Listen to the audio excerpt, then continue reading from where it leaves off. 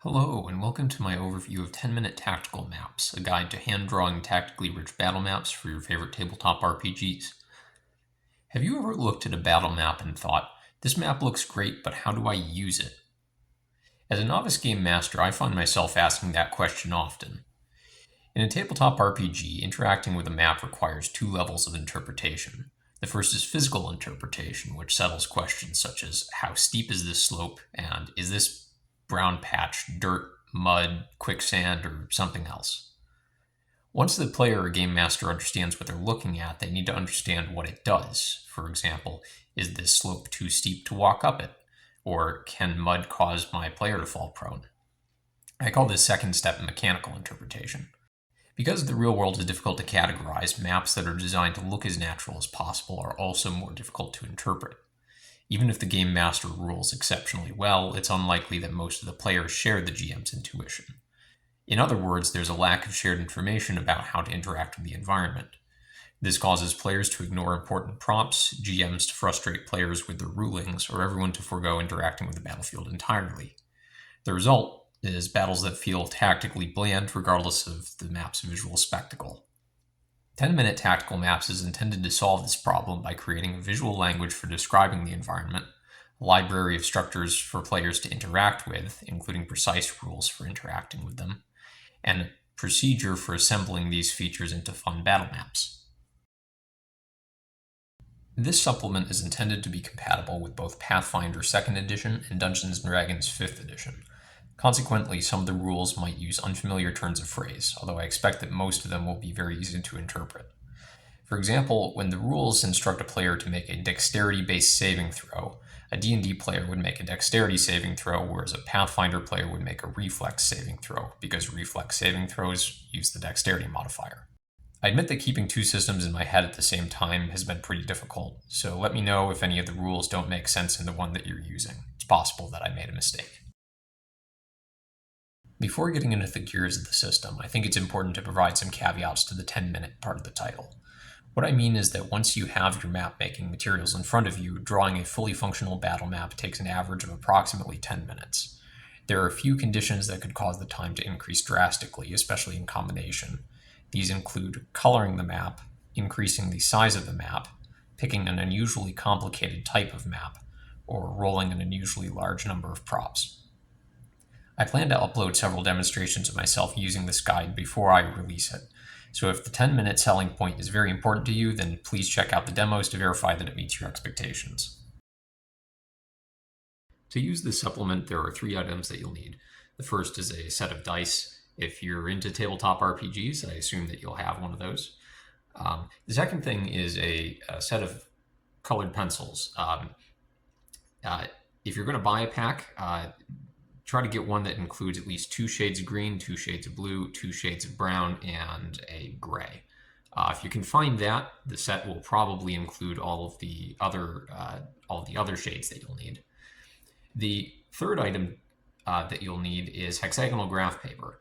Now this is the trickiest for me to find. There are plenty of hexagonal graph paper templates out there, but I wasn't satisfied with any of them that I found for a few reasons. One is that they're the wrong scale, even if they claim to be 1 inch, and I'll get into that later. The other problem is that they usually don't continue to the edge of the page, and the third thing is that they usually aren't symmetrical, or often aren't symmetrical, which makes it difficult to fit multiple sheets of paper together to make a larger map. I've done my best to address each of these problems with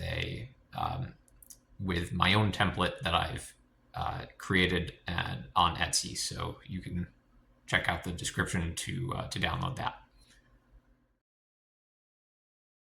There are a few new subsystems that are used to add clarity to the battlefield. This isn't a comprehensive explanation of these systems, but it may familiarize you with some of the notation. The most important new subsystem is slopes. A slope is a patch of land with a near uniform steepness and direction of descent. If the elevation along a boundary between 2 slopes is continuous, then it's marked with a dashed line. If it's discontinuous, in other words, if it's a sheer cliff, it's marked with a solid line. Gentle slopes, which are considered flat for all intents and purposes, are marked with an asterisk. A moderate slope is marked with a simple arrow that points in the direction of descent. Moderate slopes are difficult to ascend directly uphill, and a creature that descends down them too quickly risks falling. An extreme slope, which is marked with a blocky arrow, functions much like a sheer face. Moving on it requires climbing, and falling down it causes bludgeoning damage. Finally, there are two complementary conventions for marking differences in elevation.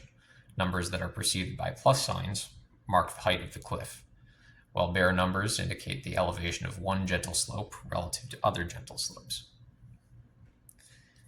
The second major subsystem is depth. Depth indicates how immersed a creature will be if it's inside the liquid. Depths range from very shallow to very deep, and they're marked with a code of 1 or 2 purple letters. These are the codes for very shallow, shallow, and semi-deep, respectively. The smaller a creature is, the more immersed it will be in water of a given depth. For example, a small creature would be 2/3 immersed in shallow water, whereas a medium creature would only be 1/3 immersed. The more immersed a creature is, the more its movement and actions are impaired. This supplement includes a library that contains dozens of props. These are minor objects on the battlefield that interact with the player in well-defined ways. Here are 3 examples. The first is the block field, which is a patch of jagged rocks. It can be found lining creek beds, dotting a mountainside, or in other locations. It counts as difficult terrain. More interestingly, though, if a creature falls prone inside a block field, then it takes damage. This makes it a great area for grapplers to stand their ground. Next is the skunk cabbage, which is a smelly plant that's found in wetlands. Its odor can incapacitate nearby creatures, similar to the stench trait in D&D. The DC increases with the number of nearby skunk cabbages, giving hardy creatures a major advantage over more lightweight ones. Finally, the humble log can make an exciting set piece during combat, assuming that players know how to interact with it. Not only can it be used to traverse chasms or climb up a tree that it's leaning against, the root bulb provides significant cover to player characters. Drawing a battle map with this guide is a 5-step process. First, determine the terrain type. Based on your party's location on the travel map, choose the major type of terrain, such as hills or wetlands. Next, determine the terrain subtype. Each terrain type has at least 6 subtypes. For example, the hill terrain subtypes include hilltops and gulches. Subtypes can add major features, alter prop frequencies, or alter prop distributions. You may pick a subtype randomly, or you can choose one that fits your encounter exceptionally well. Third, draw major features. Identify features that determine the large-scale layout of the battlefield, and then draw them. There are 2 sources of major features. The first is travel features, which are based on the travel map and the narrative. Using those, identify features like roads, rivers, or coastlines that your party is traveling along. The other kind of major features are subtype features. As mentioned above, the subtype might prescribe major features, for example, a hilltop or a small stream. Next, draw standard props. For each major terrain type, there's at least one type of minor feature that appears on every map. For example, every mountain contains at least one outcrop. For each of these standard props, roll to determine the exact number and then draw them. Finally, draw random props. Each major terrain type has a table of props that will appear on some maps but not on others. Roll twice on the table, then draw these features.